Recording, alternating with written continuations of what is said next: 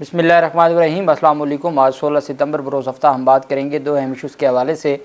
परवेज़ इलाही से मुतल्लिक मामले पर निगरान पंजाब हुकूमत अपने पाँव पर ख़ुद कुल्हाड़ी मार बैठी है और अभी मुचलके जमा नहीं हुए थे। अभी रिहाई पहले मुकदमे में नहीं हुई थी जो दहशतगर्दी का मुकदमा था, और जेल से एक और मुकदमे में एंटी करप्शन पंजाब उनको गिरफ़्तार करके इस्लामाबाद से लाहौर ले आई, लाहौर हाई कोर्ट के दायरे इख्तियार में। और अब तबले जंग बजने जा रहा है और आज ही दरख्वास्त दायर हो चुकी है लाहौर हाई कोर्ट में।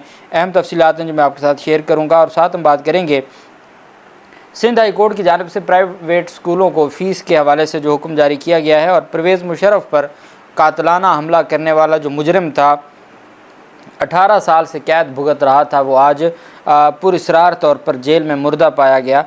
उस केस के हवाले से भी बात करेंगे। सबसे पहले तो मैं आपको बताता चलूँ, पंजाब पुलिस में CIA जो एक इदारा था, CIA पुलिस, पंजाब पुलिस के अंदर चूँकि CIA एक इदारा था और एक इन्वेस्टिगेशन विंग भी था और वो ऑपरेशन विंग भी था, उनकी जानिब से कार्रवाई भी की जाती थी, उसको ख़त्म कर दिया गया है। पंजाब पुलिस में CIA को ख़त्म कर दिया गया है और CIA की जगह नया ऑर्गेनाइज्ड यूनिट कायम कर दिया गया है। महकमा कानून ने पुलिस ऑर्डर में नया क्राइम यूनिट बनाने के लिए तरमीम कर दी है। अब ये निगरान हुकूमत है, निगरान हुकूमत के होते हुए किस तरीके से महकमा कानून ये सारी कार्रवाई कर सकता है, ये तो आने वाला वक्त बताएगा। लाहौर समेत हर ज़िला में नया ऑर्गेनाइज्ड यूनिट बनेगा। लाहौर में DIG लियाकत अली मलिक इसके सरबराह होंगे। हर ज़िला में SP की सरबराही में ये क्राइम यूनिट काम करेगा। इस क्राइम यूनिट को CIA और SHO के इख्तियारात हासिल होंगे। क्राइम यूनिट संगीन नौइयत के मुकदमात की तफ्तीश करेगा। ज़िले का पुलिस सरबराह संगीन मुकदमात की तफ्तीश इस यूनिट को मुंतकिल करेगा। संगीन मुकदमात में कत्ल, इज्तमाई ज़्यादती, दहशतगर्दी, अगवा बराए तावान, डकैती व कत्ल समेत दीगर जराइम शामिल होंगे। महकमा कानून ने पुलिस ऑर्डर में तरमीम का गज़ट नोटिफिकेशन जारी कर दिया, और जिसके मुताबिक अब CIA को ख़त्म करके नया ऑर्गेनाइज्ड क्राइम यूनिट के नाम से होगा, लेकिन उसको ऑर्गेनाइज्ड क्राइम यूनिट का नाम दिया गया है।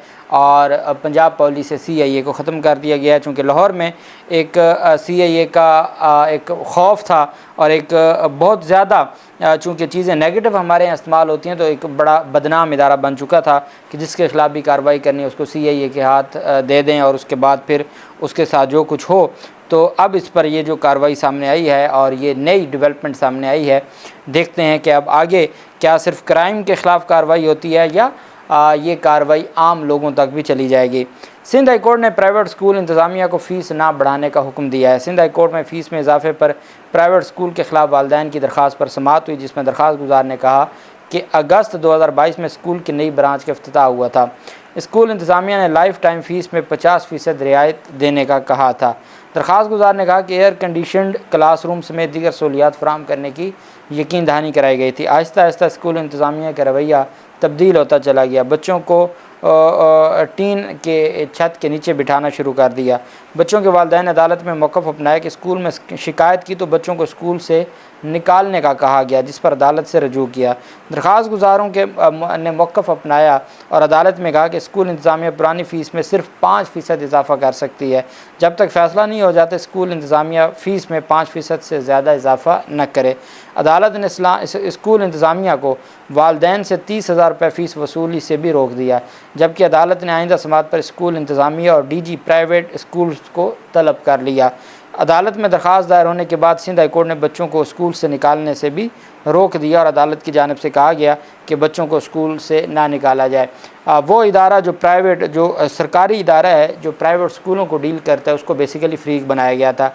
जब भी आप हाई कोर्ट में कोई रिट फाइल करते हैं तो चूँकि आप जब रिट फाइल करेंगे तो उसमें आप किसी भी सूरत में प्राइवेट पर्सन के ख़िलाफ़ या किसी इंडिविजुअल के ख़िलाफ़, प्राइवेट शख्स के ख़िलाफ़ रिट फ़ाइल नहीं कर सकते। रिट आप हमेशा फ़ाइल करते हैं किसी हुकूमती इदारे या हुकूमती अफसर के ख़िलाफ़, और जिसको हम कहते हैं कि आप प्राइवेट पर्सन के ख़िलाफ़ नहीं, जो पब्लिक ऑफिस होल्डर है या सरकारी ऑफिस है या सरकारी ऑफिसर है, उसके ख़िलाफ़ आप दायर कर सकते हैं। प्राइवेट शख्स के ख़िलाफ़ कभी रिट फाइल नहीं होती किसी भी हाई कोर्ट में, जो आर्टिकल 199 के तहत 5 तरह की रिट फाइल होती हैं।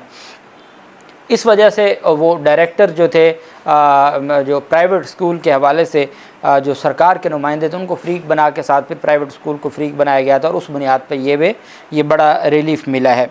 दूसरी जानिब परवेज़ मुशर्रफ पर कातलाना हमले का मुजरिम 18 साल की कैद काट के साहिवाल जेल में हलाक हो गया। करमदीन नाम था और 55 साल ये शख्स था, 18 साल से कैद था। डिस्ट्रिक्ट एंड सेशन जज साहिवाल ने कैदी करमदीन की मौत की अदालती तहकीकात का हुक्म देते हुए जुडिशल मजिस्ट्रेट को इंक्वायरी ऑफिसर मुकर्रर कर दिया। 50 साल करमदीन को उम्र कैद की सज़ा और इंसदाद दहशतगर्दी अदालत से हुई थी और जेल में 18 साल से कैद भुगत रहा था। गुज़श्ता रोज़ जेल में अचानक बेहोश होकर वो गिर पड़ा।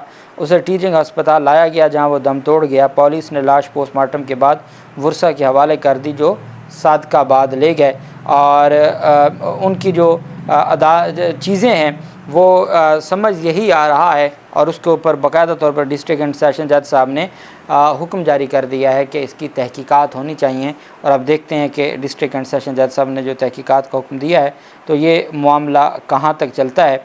दूसरी जानिब अहम डेवलपमेंट सामने आई। आप जानते हैं कि पाकिस्तान तहरीक इंसाफ के सदर परवेज़ इलाही की ज़मानत मंजूर हुई थी कल इंसदाद दहशतगर्दी अदालत से। अबुल हसनात ज़ुल्करनैन साहब ने ज़मानत मंजूर की। अभी तक मुचलके जमा नहीं हुए थे, मुचलके जमा होते तो रिहाई होती। पाकिस्तान तहरीक इंसाफ ने इस्लामाबाद हाई कोर्ट में दरख्वास्त दायर कर दी और उसमें मौक़िफ़ अपनाया लाहौर हाई कोर्ट के फ़ैसले की कॉपी। चूँकि लाहौर हाई कोर्ट में गिरफ़्तारी से रोकने का जो असल फ़ैसला है तौहीन अदालत 18 सितंबर के लिए मुकर्रर हैं तमाम जो पुलिस अफसरान मुल्ज़मान के ख़िलाफ़। जो गिरफ़्तारी से रोकने का केस है परवेज़ इलाही की जो मेन पिटीशन थी वो 21 सितंबर के लिए नोटिस हुआ है उस केस में। ऐसे में अब ये जो डेवलपमेंट हुई है तो परवेज़ इलाही के हवाले से इस्लामाबाद हाई कोर्ट से रुजू किया गया।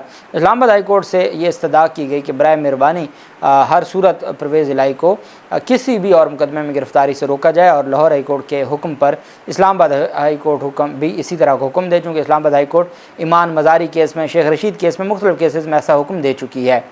अब इनको पता था कि सोमवार वाले दिन इस्लामाबाद हाई कोर्ट फ़ैसला दे देगी और फिर इस्लामाबाद से लेके जाना मुश्किल हो जाएगा। इन्होंने क्या किया, बग़ैर मुचलके जमा होने का इंतज़ार किया, बग़ैर पहले मुकदमे में रिहाई का इंतज़ार किया। अभी पहले मुकदमे में मुचलके नहीं जमा हुए थे, रिहाई नहीं हुई थी कि इन्होंने जेल के अंदर से गिरफ़्तार करके और हिरासत में लेकर अदालत में पेश कर दिया और अदालत में पेश करके उनका एक रोज़ा राहदारी रिमांड लेकर ये एंटी करप्शन पंजाब ने उनको गिरफ़्तार किया है। और एंटी करप्शन इस्टेब्लिशमेंट पंजाब ने साबिक़ वज़ीर आला पंजाब और सदर पाकिस्तान तहरीक इंसाफ परवेज़ इलाही को अडयाला जेल से हिरासत में लिया और उनको Lahore master plan corruption case में रावलपिंडी से गिरफ़्तार किया गया। परवेज़ इलाही ने लाहौर मास्टर प्लान मनसूबा में माली फ़वाइद के लिए जालसाज़ी की। लाहौर मास्टर प्लान में रद्द-बदल करके अपनी ज़मीनें लाहौर में शामिल करने की कोशिश की। मास्टर प्लान में रद्द-बदल के लिए कंसल्टेंट फर्म की जाली मोहरें और मोनोग्राम इस्तेमाल हुआ। तर्जमान एंटी करप्शन इस्टेब्लिशमेंट ने मज़ीद कहा कि चौधरी परवेज़ इलाही ने दारुल हिंसा कंसल्टेंट की तरफ से जमा करवाए गए लाहौर मास्टर प्लान में जालसाज़ी की। कंसल्टेंट की तरतीब दिए गए मास्टर प्लान में जाली कागजात का इजाफा किया गया। बयान के मुताबिक ज़रई ज़मीन को कमर्शल और रिहायशी ज़मीन में तब्दील करके अरबों रुपए का फ़ायदा उठाने की कोशिश की, अभी फ़ायदा उठाया नहीं। साबिक़ वज़ीर आला पंजाब ने माली मफाद के लिए ओहदे और दफ्तर का नाजायज़ इस्तेमाल किया। उन्होंने इख्तियारात का नाजायज़ इस्तेमाल करते हुए मुतल्लिक़ अफसरान से मनसूबे की मंजूरी करवाई। चौधरी परवेज़ इलाही के ख़िलाफ़ लाहौर मास्टर प्लान में जालसाज़ी पर एंटी करप्शन लाहौर में यह मुकदमा दर्ज हुआ है और Lahore master plan corruption case में मुलव्वस तमाम मुल्ज़मान को गिरफ़्तार किया जाएगा और उनके ख़िलाफ़ कार्रवाइयाँ की जाएंगी। ये एंटी करप्शन की जानिब से कहा गया। उनको जुडिशल कम्प्लेक्स इस्लामाबाद में पेश किया गया ड्यूटी मजिस्ट्रेट के पास। उन्होंने एक रोज़ा राहदारी रिमांड मंजूर कर लिया। इस तरीके से परवेज़ इलाही को ले आए जो इस्लामाबाद से अपना लाहौर में। अब चूँकि लाहौर हाई कोर्ट का हुक्म था, लाहौर हाई कोर्ट ने पहले भी जब उनको अटक से इस वजह से बुलवाया था कि अटक जेल से अदालत में पेश किया जाए, इन्होंने क्या किया कि उनको पुलिस लाइन इस्लामाबाद में शिफ्ट कर दिया और सिक्योरिटी के नाम पर, ताकि लाहौर हाई कोर्ट के दायरे इख्तियार से निकल जाए। अब लाहौर हाई कोर्ट ने उस बुनियाद पर, चूँकि लाहौर हाई कोर्ट के दायरे इख्तियार से निकल गए थे, तो उनकी बायाबी से मुतल्लिक़ जो दरख्वास्त थी, उनकी रिकवरी से मुतल्लिक़ जो दरख्वास्त थी वो तो उन्होंने निपटा दी, जिसके ख़िलाफ़ कैसरा इलाई गई हुई हैं सुप्रीम कोर्ट ऑफ पाकिस्तान में।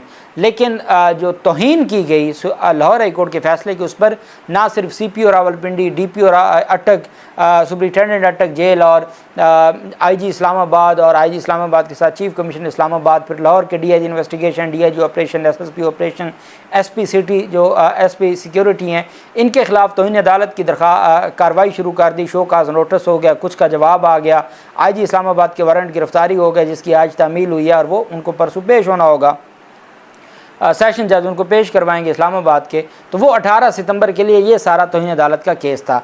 जो मेन केस था कि किसी भी केस में ना नैब, ना FIA, ना कोई इदारा, ना कोई ऑफिस, ना कोई डिपार्टमेंट जो उनको गिरफ़्तार करे, ये हुक्म जारी किया गया लाहौर हाई कोर्ट की जानिब से। और ये 1 सितंबर का हुक्मनामा है जिस पर अदालत ने हुक्म जारी किया था।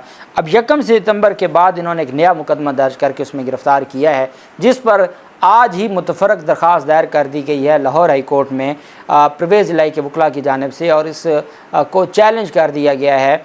उस पहला जो केस था, पहले भी अमल दरामद की दरख्वास्त थी और उनकी रिकवरी की दरख्वास्त थी उसी पहले मेन केस में, और वो मेन केस आज भी पेंडिंग है जो 21 सितंबर के लिए। दोबारा उसी केस में मुतफ़रक दरख्वास्त दायर कर दी है कि परवेज़ इलाही की जो एंटी इस्टेब्लिशमेंट डिवीज़न की जानिब से ये 12वां मुकदमा है जिसमें परवेज़ इलाही को गिरफ़्तार किया गया है। ज़्यादा में वो डिस्चार्ज हो गए और बाकियों में वो ज़मानत पर रिहा हो गए। तो अब इसी बुनियाद पर अब ये दरख्वास्त दायर की गई है लाहौर हाई कोर्ट में कि ये एंटी करप्शन ने एंटी करप्शन जो इस्टेब्लिशमेंट डिवीज़न है उनकी जानिब से ये दरख्वास्त उनकी जानिब से ये जो गिरफ़्तारी है एंटी करप्शन पंजाब की जानिब से ये दुरुस्त नहीं है।